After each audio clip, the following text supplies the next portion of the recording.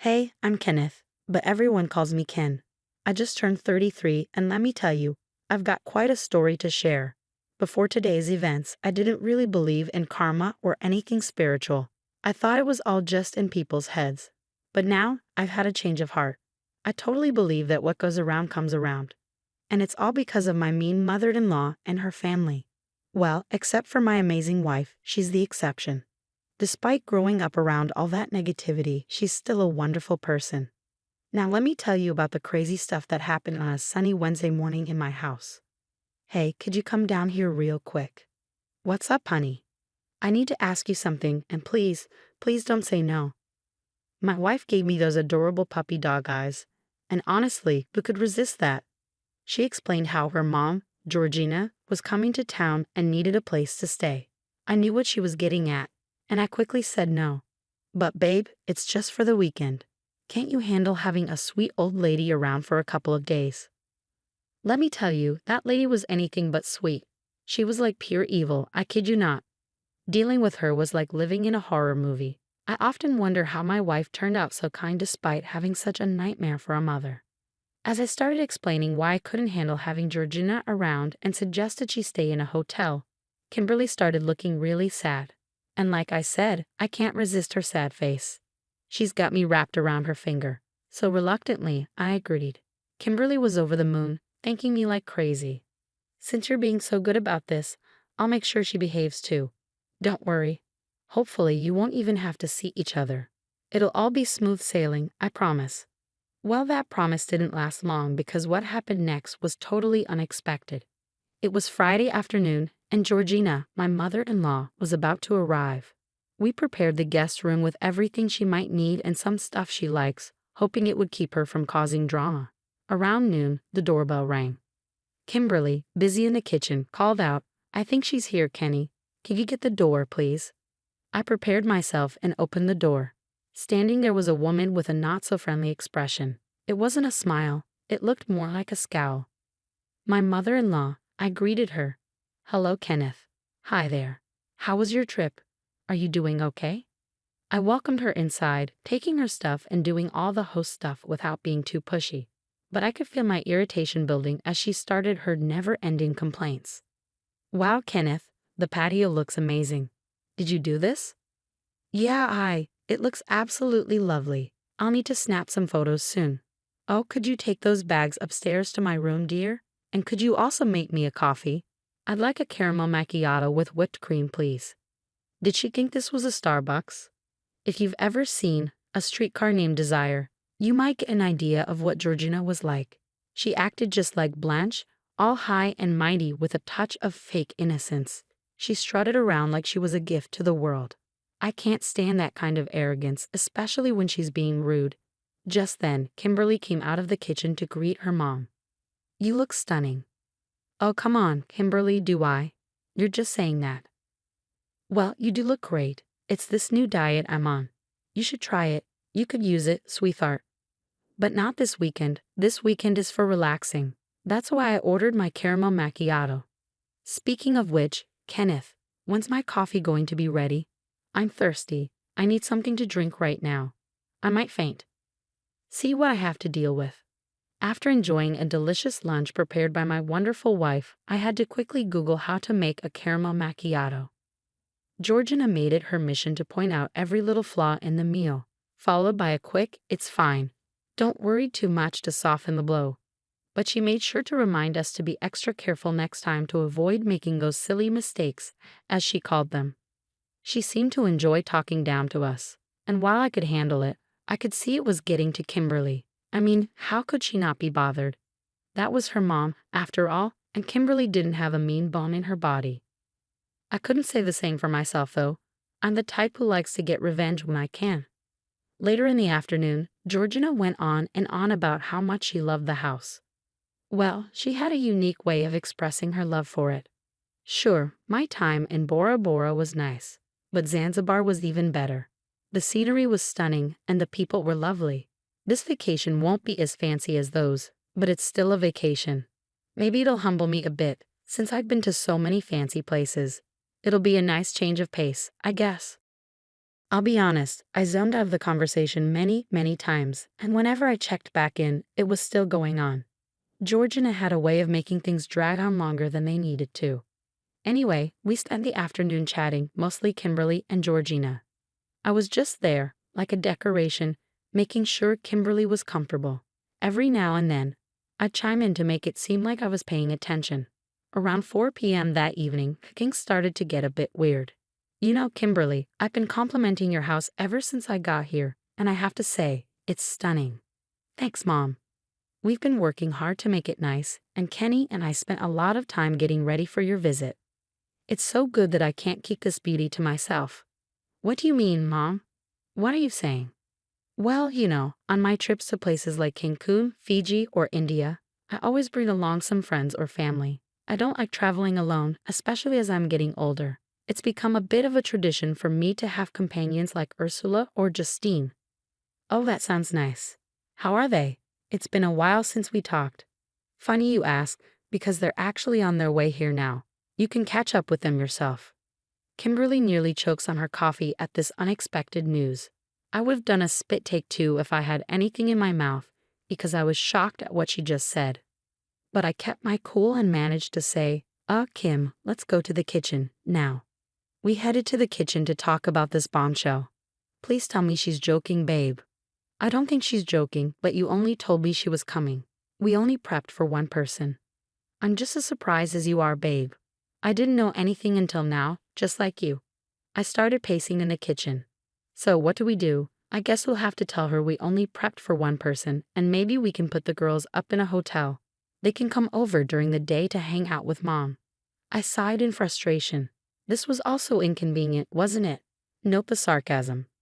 As much as I cared about Ursula and Justine, my aunt-in-law and sister-in-law, I wasn't keen on entertaining them all weekend. They were a bit like their mother, not as bad, but having them all around would be chaotic. We argued about it until Georgina herself showed up in the kitchen. What's the problem? I think it's a nice idea to have other family members join us for the weekend. She started pouting, and strangely, it had the same effect on Kimberly as Kimberly's pouting had on me. When she wanted to, Georgina could get her way with those puppy dog eyes. I guess Kimberly inherited that skill from her mom. Oh no, Mom, please don't be upset. It was a nice thought, but we just can't handle this sudden change, especially on such short notice. Kenny and I were thinking of putting Ursula and Justine up in a nearby hotel, and they can come over during the day. Angeline is also coming with them. So you want 4 extra people in the house? I'm sorry, Georgina, but that's not going to work.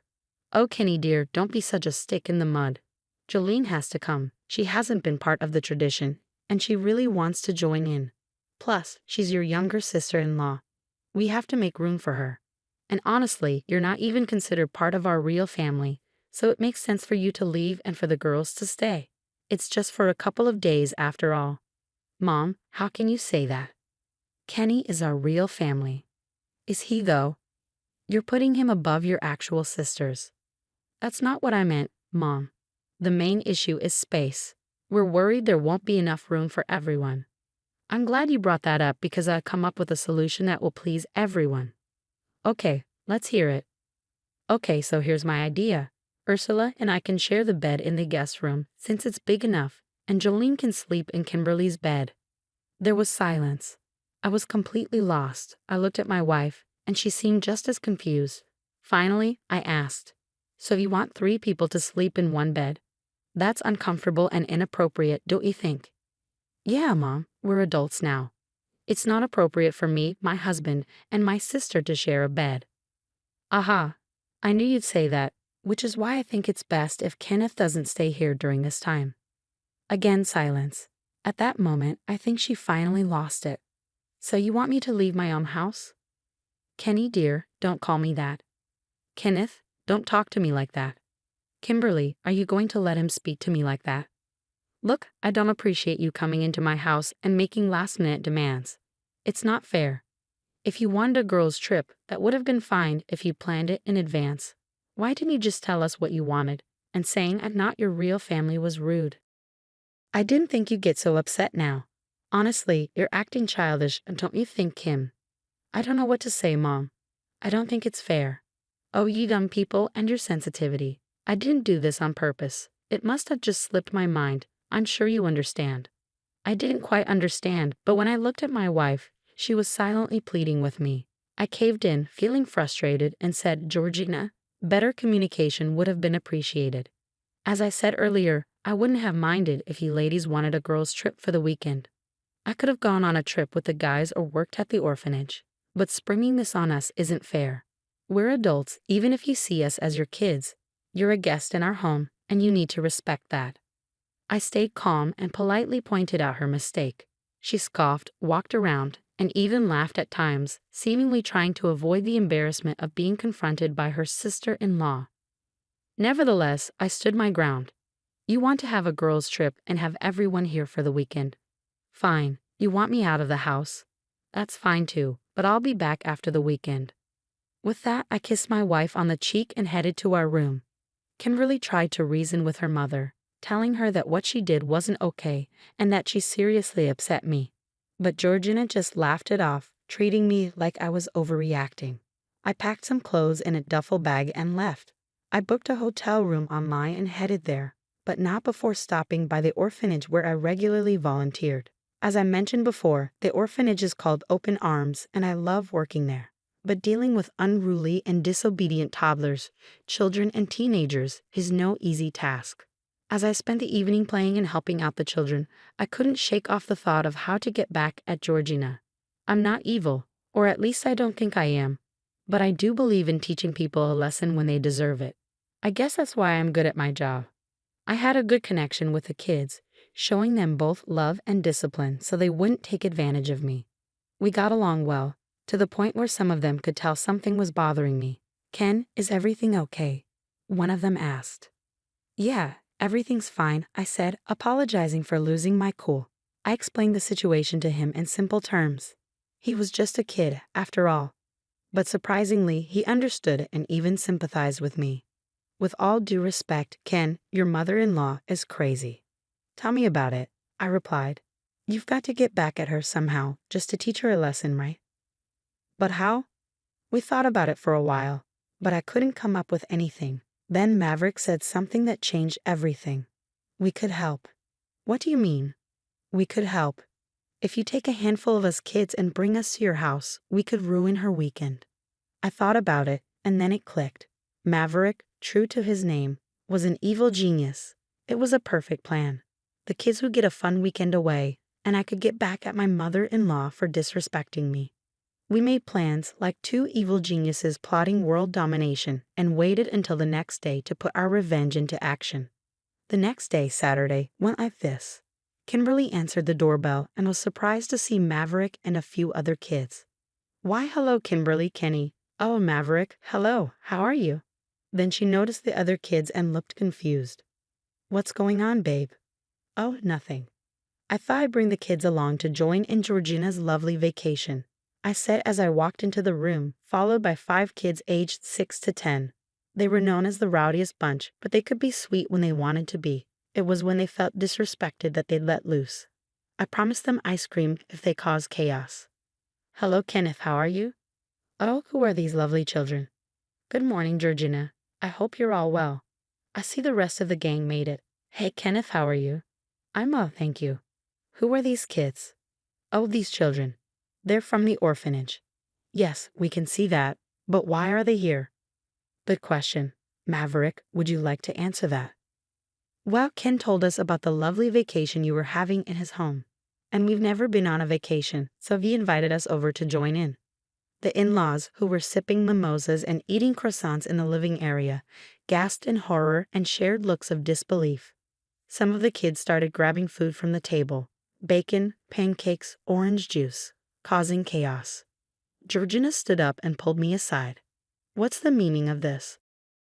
Just as Maverick said, I wanted the kids to have their own little vacation. I'm sure you wouldn't mind. How can you bring all these kids into the house?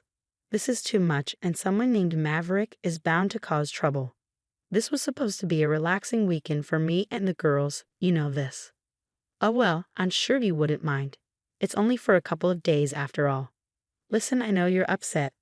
No, you listen here, Georgina. I'm tired of you acting like you own the place. If you want to stay here for a vacation, that's fine, but the kids are staying too. They deserve to enjoy just as much as you do.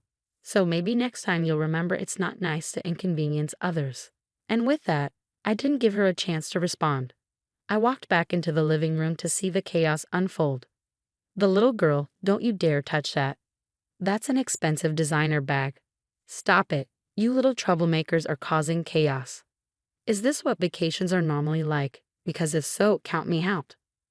The ladies were being harassed by the unruly children, causing chaos.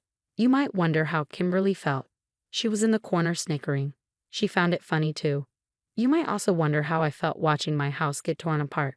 It was worth it to see the looks on my in-laws' faces. I didn't mind cleaning up. Maverick promised they'd help. I just wanted to witness the chaos as the prim older ladies dealt with the chaotic children. Well, everything seems in order. I'll be on my way. I'll pick up the kids tomorrow or Monday. Cheerio. And with that, I left, laughing in my hotel room. I called Kimberly and told her the kids weren't meant to bother her, just the snobby ladies. If she needed a break, she could stay with me. That day was one of the best of my life.